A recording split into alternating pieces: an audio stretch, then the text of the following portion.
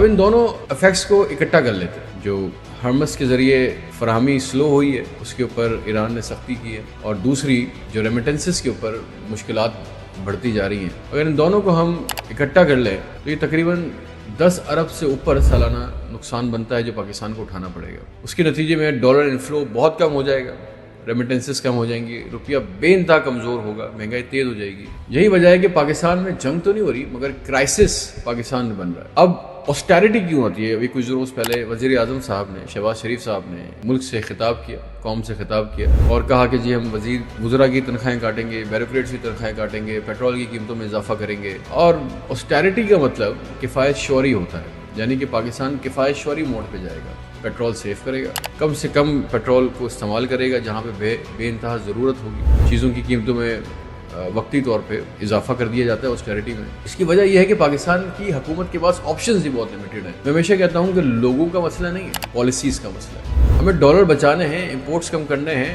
Deficits کو control کرنا ہے، تو ہم کیا کرتے ہیں کہ ہم ڈیولپمنٹ کٹ کر دیتے ہیں، یعنی کہ ڈیولپمنٹ بجٹس کو کم کر دیتے ہیں، سبسڈی کم کر دیتے ہیں، ٹیکسز بڑھا دیتے ہیں. ان سب کا امپیکٹ ڈائریکٹلی کس پہ آتا ہے؟ جب ڈیولپمنٹ کم ہوتی ہے تو عوام کو نقصان ہوتا ہے، ٹیکسز بڑھتے ہیں تو عوام کو نقصان ہوتا ہے، اور سبسڈی جب کم ہوتی ہے چیزوں پہ تب بھی عوام کو نقصان ہوتا ہے. ان سب کا ڈائریکٹ امپیکٹ کس پہ آ رہا ہے؟ عوام پہ آ رہا ہے. آسٹیرٹی جو ہے